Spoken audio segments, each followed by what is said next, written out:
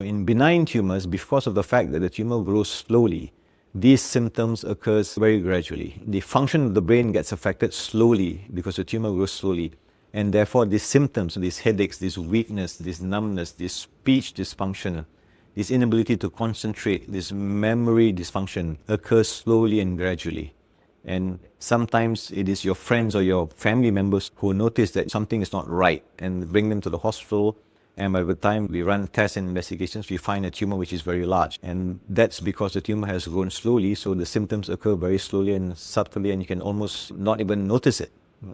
This is quite the opposite for malignant tumours or cancerous tumours, because cancerous tumours grow very rapidly. So the damage, the destruction, the symptoms, they occur very quickly. One of the most common symptoms of cancerous tumours is seizures. And because the tumour has grown rapidly, the tumour can cause a lot of swelling within the brain, and certain tumours actually cause bleeding.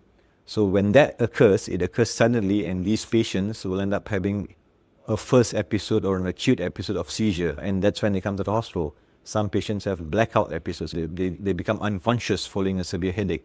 And when we run tests on them, when we do an MRI, for example, and we find out that they actually have a brain tumour.